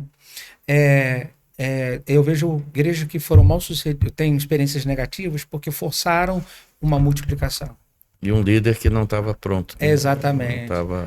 Não estava pronto, não passou pelo processo de formação. E a supervisão da própria, né? Supervisão. Que aí pega, né? São 4 valores da igreja em célula hoje. Que são os 4 valores principais. Primeiro, oração e presença do Senhor. Tem que ter a presença do Senhor. Exato, isso é primordial. O Amazônia fala assim, cara, a reunião de célula é um milagre. É um milagre acontecendo na casa de alguém. Verdade. Já é um verdadeiro. E acontece por causa da presença de Deus. Segundo, a supervisão. Não pense um pastor que ele vai falar assim, agora todos os meus problemas acabaram e agora não. Você tem que gerar um sistema de supervisão, de estar com o líder. De viver vida na vida, saber como é que está a vida da pessoa. Não é questão de manipular e controlar a vida dos outros, mas ter, para quando os problemas surgirem, no surgimento deles tratarem. Certo. Os problemas da célula, supervisão da célula, para ver com a célula. Terceiro, escola de líderes, treinamento. Existe um conceito novo chamado Long Learning Life, alguma coisa assim, que é o processo. Aprendendo ao longo do tempo. Um estudo continuado. Ao longo da vida você tem que aprender. Se você for num médico, o cara estiver lá formado na turma de 72. Não se reciclou, irmão. Daniel, meu filho está no terceiro ano, está indo para o meio médico. Ele falou assim, pai, tem coisa que a gente usava há 8 anos atrás que não usa mais, pai. Muita coisa mudou, né? Você está entendendo? As coisas são muito dinâmicas. Cara, né? os valores não mudam, são negociados. Sim. Mas os métodos são Sim, com certeza. Entendeu? E por último, a multiplicação. Então isso dá até um recorte, viu? Dá. Eu tô vendo esses recortes seus aí, já tô pegando. Então você precisa. Eu não tô anotando aqui. Você precisa guardar esses 4 valores. Se você ganhou a casa, acabou, né? Exatamente. Tá entendendo? E o resto, cara, a igreja não pode ter uma cara. A igreja tem que ter muitas mãos. Verdade. Uma vez eu estava lá em Belo Horizonte, passei numa igreja, aí tinha um totem da cara do pastor e da mulher. Eu levei até um susto. Eu falei, caraca! Eu já vi também. Já vi essa cena. Porque a nossa sociedade... A gente leva um susto. Então, é isso. E a oração. Oração, jejum. Cara, são as disciplinas espirituais. A pergunta que eu tenho a fazer é justamente saber o teu devocional. Eu acho que um grande segredo de um homem como é o tempo dele com Deus, o que ele faz, quanto tempo, se ele faz, a minha última pergunta, assim, eu acho que daqui a pouco eu tenho que sair também. Já vai ter. Eu acho assim, a vida da gente é uma vida, ela não é estática, ela é dinâmica. É verdade.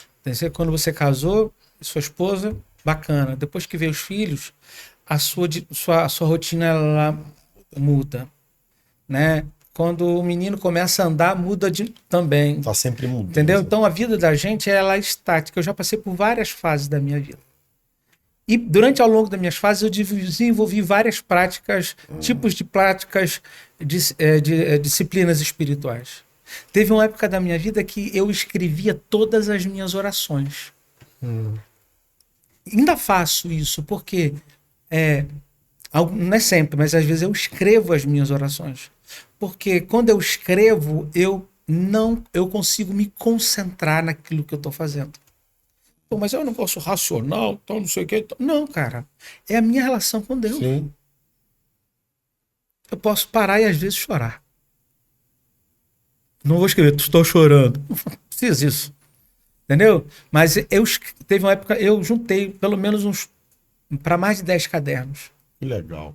Entendeu? Que eu escrevia a minha oração. E você tinha costume de ler depois, um pouco?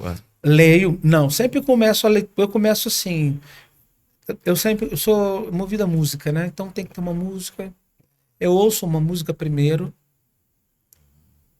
entendeu?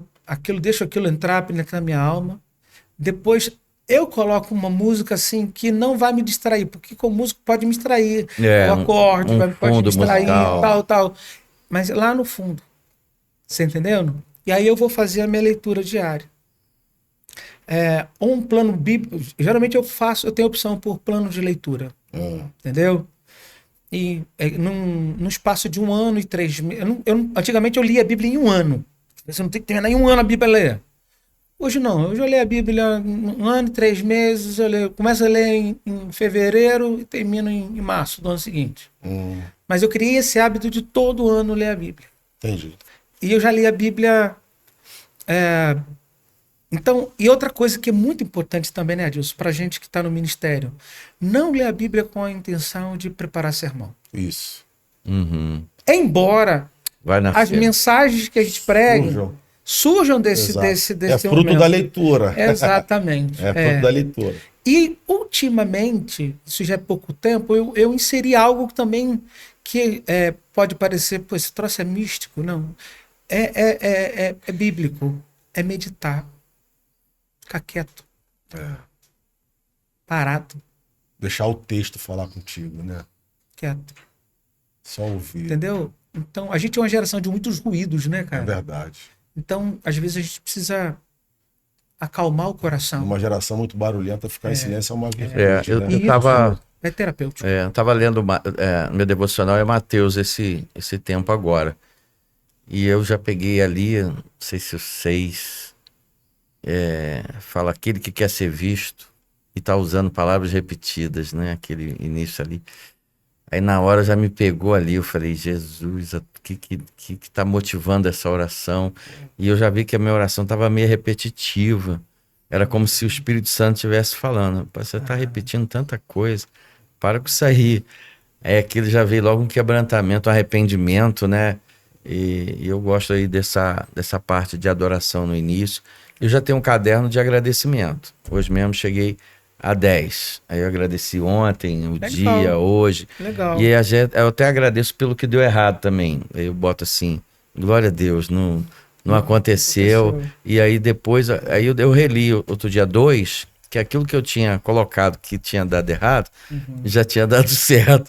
Aí eu comecei a mesmo a rir. Eu falei, ainda bem que eu agradeci. Cada um tem uma forma. E aí eu acompanho, né? Aí também tô enchendo os cadernos. Mas sabe o que me chama atenção? É o meu filho, cara. Daniel, ele é mais disciplinado do que eu.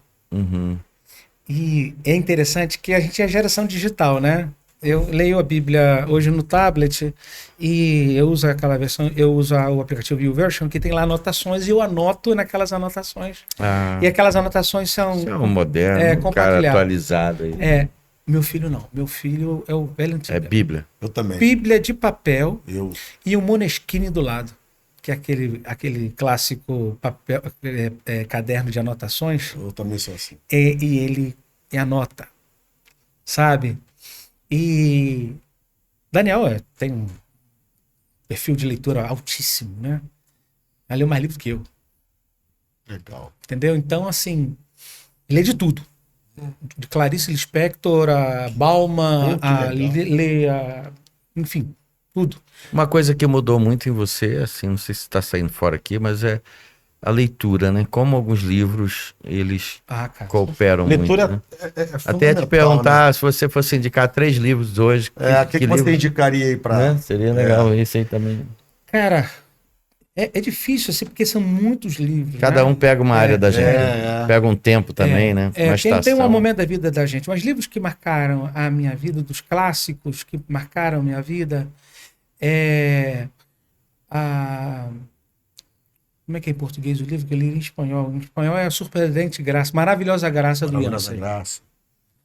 Marcou muito a minha vida, Maravilhosa Graça. Do James Smith, Você é Aquilo que Você Ama. E esse tema é forte demais, né? E é um livro pesado para ler.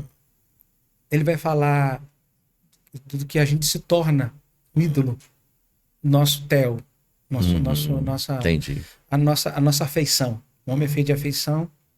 É aquilo que o Salmo fala, que você, quando adora, você se transforma no ídolo, né? Mas ele é assim.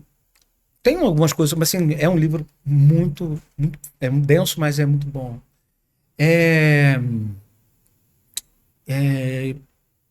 Esse livro, o livro que eu estou lendo agora é Lidere com Isto em Mente.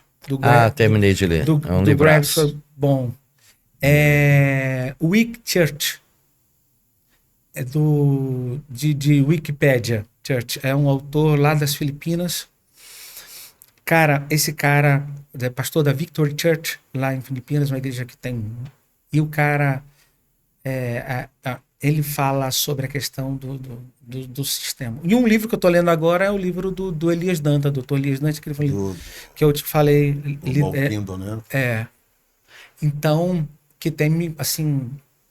Agora, livros teológicos, assim, que eu li, que me formaram a minha... cara, tem muito livro... Muitos livros que eu já li. A leitura é muito bom, descortina a nossa visão para muita coisa, né? Você lê um livro que em 12 dias, 15 dias? Cara, um capítulo por dia? Tem livro que eu leio numa sentada, né? Tem livro lê quantos livros por ano? Cara, eu acho que eu chego a ler uns 12 livros por ano. Eu chego a uma média de um livro por mês. Fica entre 9 a 12 livros, geralmente. Legal. Vai depender da dinâmica. Só lê livros de cunho cristão, evangélico? Não. Eu li um livro do... gosto de ler também livros... Eu li tentando levar... A Alma Transgressora. Transgressor da Alma.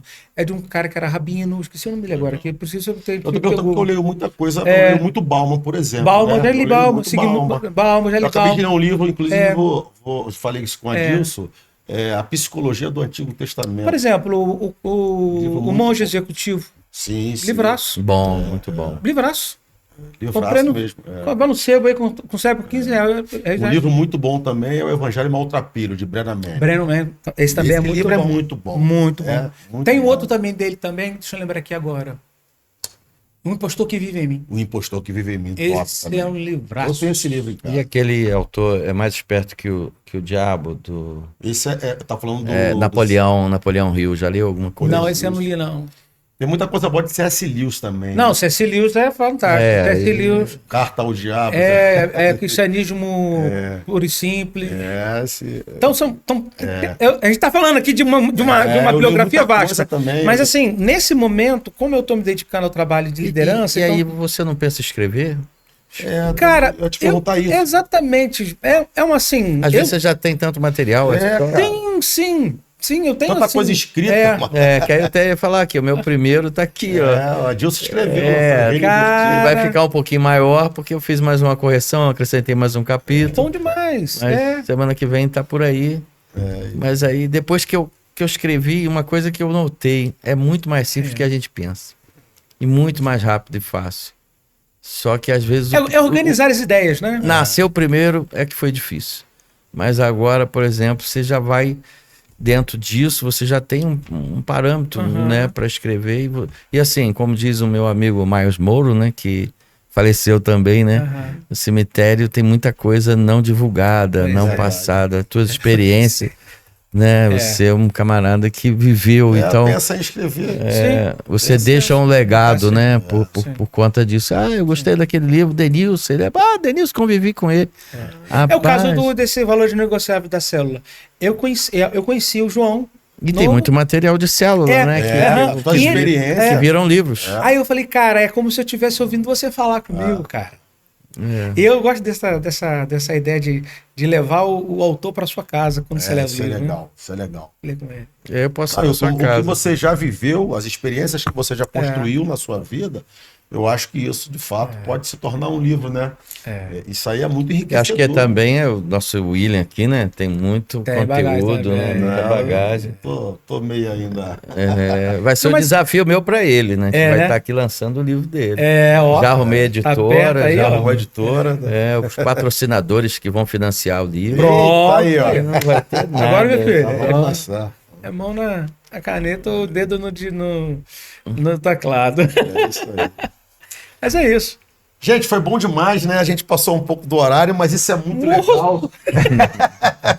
Foi lá 1h30 de podcast, nosso programa dura 1 hora, mas isso é muito legal. Hoje o Denilson está em Anagé, né? Tô na Sudoeste da Bahia, lá perto de Vitória da Conquista.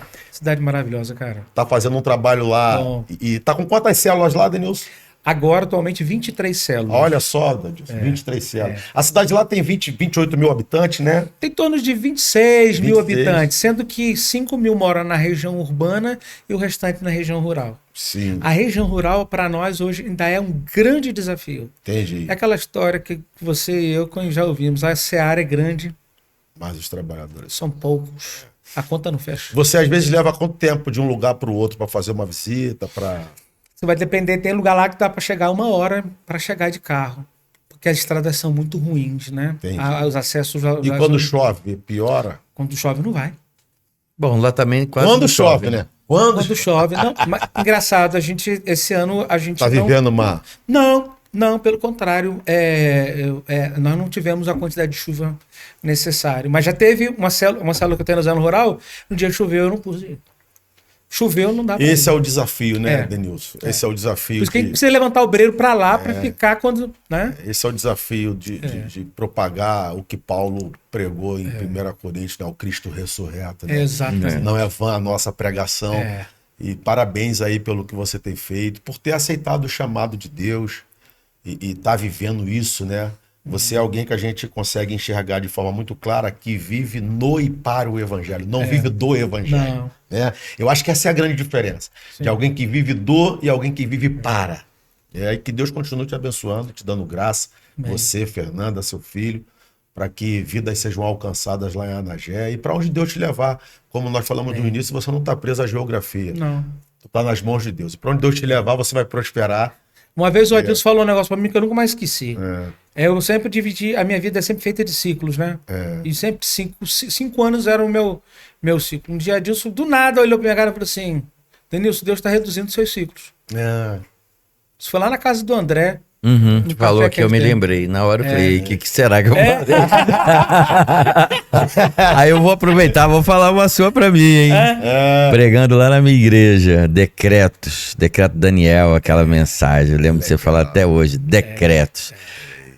Decretos talvez não mudem, mas o teu pai vai ser o teu Deus no leão, né? Estar na central hoje é um decreto divino.